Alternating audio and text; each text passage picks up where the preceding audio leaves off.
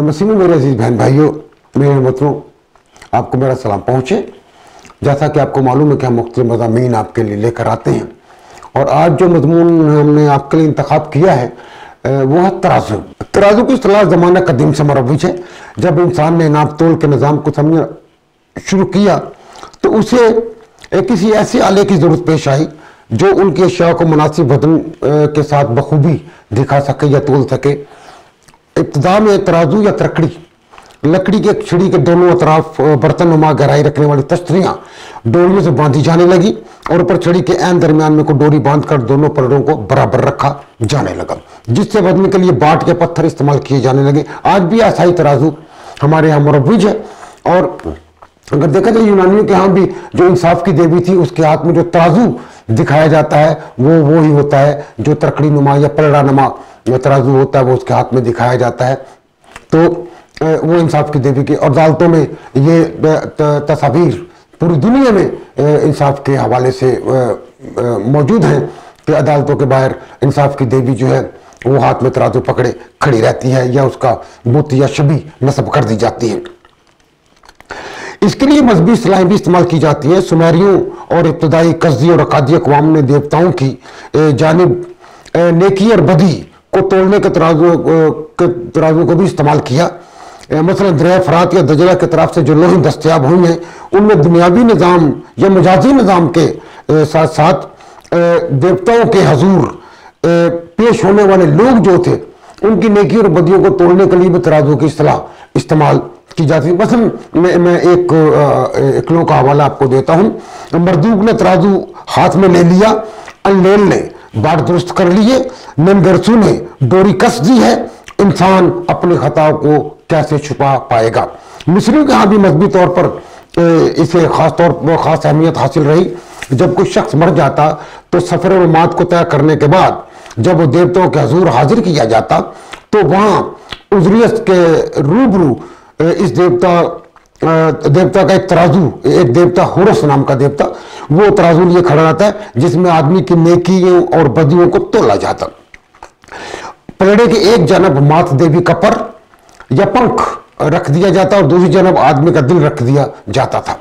तराजू के पास ही मगरमच्छ के मुंह वाला देवता हरीस निगाहों से तराजू पर नजर जमाए रखता।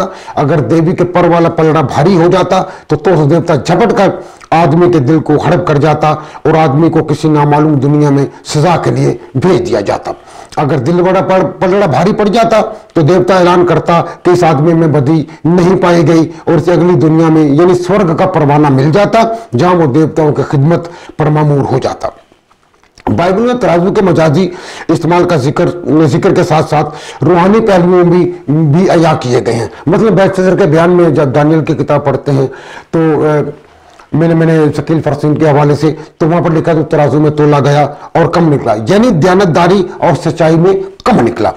बनी इसराइल को हुक्म था कि ठीक तराजू इस्तेमाल करें। दूसरे लफ्ज़ में तराजू इंसाफ की अलामत थी और इंसाफ की अलामत है।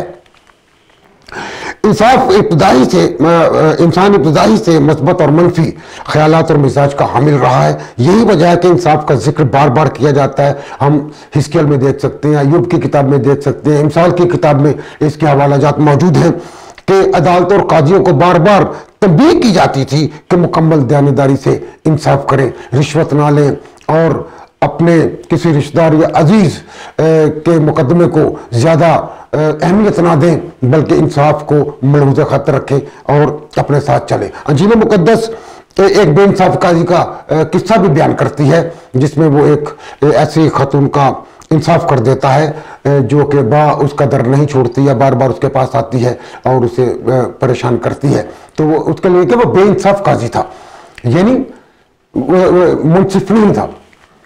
जरूरी है कि हम अपनी जिंदगी में दयानतदारी, मोहब्बत और क़ुव्वत को फरोग दें कि ताकि जब हम तराजू में तोले जाएं तो कम ना निकले। आज हमारी अपनी कलीसियाओं में खुदा जाने कितने खादम दिल जो अपने आप को रूहानियत के मिराज पर समझते हैं, कितनी ऐसे बिशप साहबान है 2 नंबर जो हमारे दरमियान आकर बैठ गए हैं और लोगों को गलत तालीमात से आगाह करने के लिए या उनको गुमराह करने के लिए पैदा हो गए हैं, या खुद साख्ता बिशप बनकर खामखा लोगों को अपने अपनी छोटी छोटी जो ढेरियां हैं वो उन्होंने बना ली हैं, 2-2, 4-4, 5-5 घरों के बिशप बन गए हैं। इस तरह बहुत से काहिन हैं जो कि आज रूहानी तौर पर इंसाफ नहीं कर पा रहे।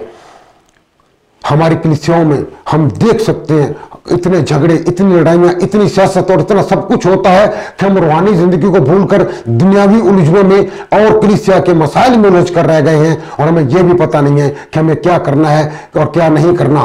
पादरी साहबान अपनी अपनी सियासत चमकाने के चक्कर में रहते हैं, अपनी अपनी सियासत को आगे बढ़ाने के चक्कर में रहते हैं। उनका कोई ममता नजर नहीं है, महज सिर्फ ये कि पैसा कहां से आएगा, दौलत कहां से आएगी। इस तरह के कई जाहिल ने पादरी बाइबल को उन्होंने एक हथियार या आला के तौर पर इस्तेमाल कर रखा है, जो लोगों को जाते हैं कि हम दुआ करने के लिए आए हैं या हम आपके घर में इबादत करना चाहते हैं, और उनका सिर्फ मकसद सिर्फ चंदा, हदिया और पैसा इकट्ठा करना है।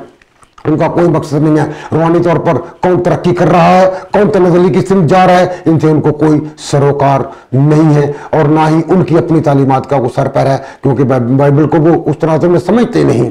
इस तरह से हम अदब और शायरी के मैदान में भी अगर हम देखें तो कितने ही ऐसे बेवकूफ किस्म के शायर और मतलब गीत निगार पैदा हो गए हैं जिनको बाइबल की तालीमात का पता ही नहीं, और बाइबल की तालीमात से मुसादम शायरी कर रहे हैं, और वो अपने आप को खुदा का खादम कहते हैं या खुदा का दिया हुआ तोहफा समझते हैं। जी हमें शायरी अता की, रात को वो सोचते हैं, सुबह उठते हैं जो खुदा ने मुझे बताया है। हम इंसाफ नहीं कर पा रहे, ना अदब में, गीत निगारी में, ना ही रूहानियत में, ना ही मजहबी तौर पर, ना ही कलीसियाई तौर पर, ना ही अपने खानदानी तौर पर। अगर हम इंसाफ नहीं कर पा रहे, हमें मोहब्बत, अखवत, दयानतदारी, इंसाफ नहीं है, तो फिर याद रखें कि ऐसा ना हो कि हम तराजू में तोले जाएं और कम निकले।